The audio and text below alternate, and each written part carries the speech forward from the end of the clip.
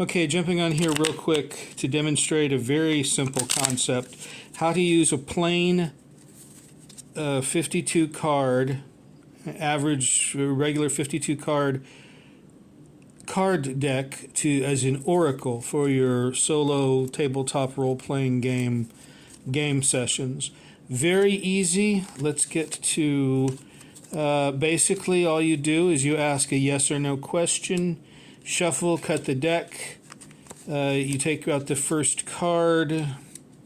In this case, it's a red 10.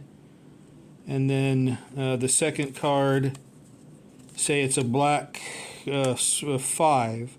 Well, the red 10 is a yes. The reds are yeses, and the blacks are no's. So the value here of the yes is greater. It's a 10, and the value of a 5 is smaller. So the answer is yes. The other way around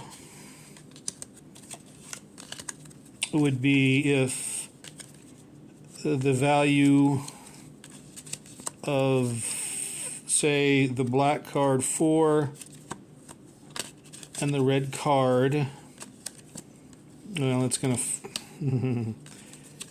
where are we? Good night.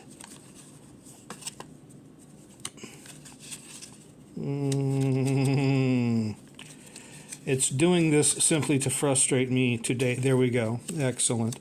The value of the red card was less than the value of the black card being the value being the answer being no, and the value is greater. The 4 of clubs, the answer no is greater than the 2 of hearts, the yes here. So that is a very simple way of doing an oracle using cards. Now obviously there are times when you're going to pull 2 black cards, 2 red cards, and that is basically just if you pull 2 red cards, then the answer is yes, and if you pull 2 black cards, the answer is no. If you pull 2 cards less than 6, the value of the card suits are between 2 and 10, so pull one that's less than 6, then the answer is depending on if the answer is yes, it's yes and if the answer is no, it's no but. So if the value is, if the value is greater than 6, the answer is yes and. If the value of both the cards is greater than 6. If the value of both the cards, whether they be red or black, or 2 reds or 2 blacks, is below 6, then the answer is no, yes, no, but. So you add the qualifier to the answer, the yes-no answer, and it extrapolates that there's an extra issue, there's an extra thing going on there. Now, obviously, there are times when you're going to pull not the number cards, but say, for instance, the jack, the ace,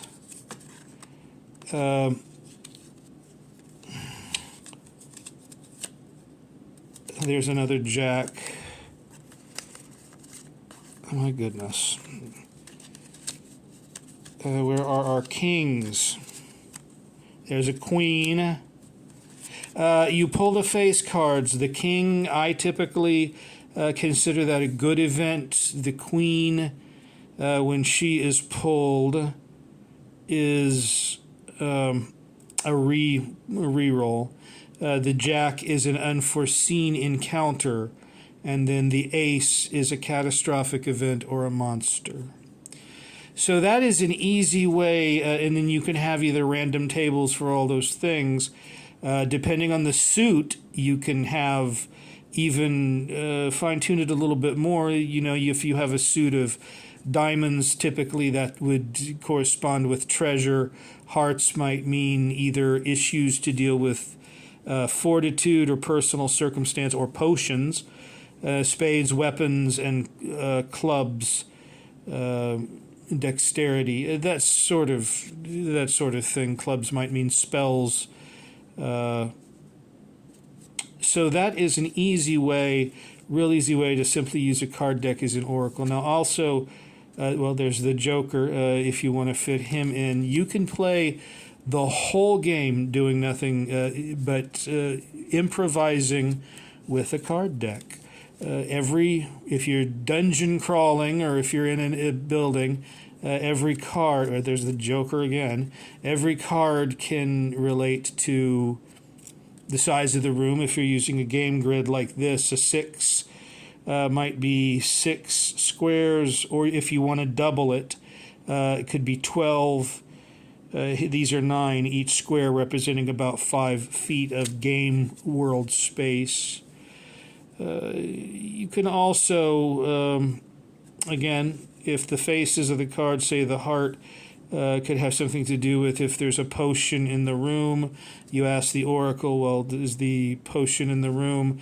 There's a possible 36 rooms, 36 potions, with each 36 weapons, 36 different scrolls with spells on them, perhaps. You can have lists of, obviously, if you're simply pulling cards to take your character through a dungeon, once the card is pulled, it can be disposed of.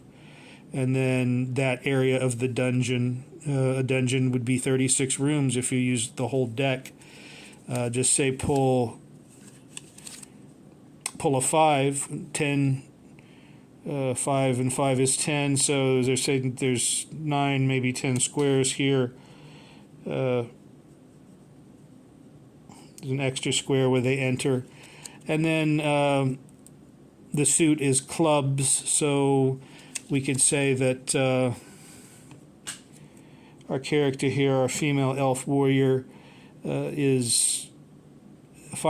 find a potion. We could ask, well, is there a potion anywhere in this room? Is there a treasure, anything valuable? And there's a 7 yes and a 5 yes. So they're both, even though one is a higher value than the other, they're both the same color anyway, so the answer, they're both red, so the answer would be yes. Of course, the potion is in the room. Then you could either decide based on how you feel, what you feel it might be, or if you have a random table generated, you could simply, for the card deck, you would have to have, again, the values of the cards between 2 and 10.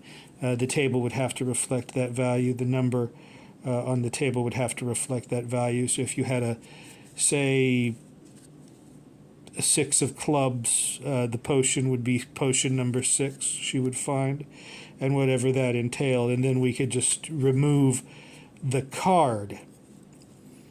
Or actually just not remove it, but write down what card we've used, because you'll probably need to shuffle them again at some point. Now, if you get a king again, or if you get a face card again, the Joker could be a wild card, obviously, of anything could happen. If you get another, and it's being stubborn, if you get a Jack, say, that's an unforeseen encounter or an unexpected encounter. And you could have another table for that. So tables and cards, and that's all you need. You don't even need, and I'd love to bump the camera there, but you don't even need dice, and I'm a big dice person. I love to roll dice. I think there's something satisfying about it. But you can simply use a card deck to improvise and play your role-playing game, your solo ttrpg, and use it as an oracle. Use the card deck as an oracle. Use it as a way to create your dungeon while your character is going through it. And even use each of the suits, the hearts, diamonds, spades, and clubs, as your attributes if you want to do that. And of course, there are different ways to do that, and we'll probably do another video detailing that as well. Okay, we're at 10 minutes, so this is going to take 400 years to upload. That's about all for today. You guys have a nice day. Bye-bye.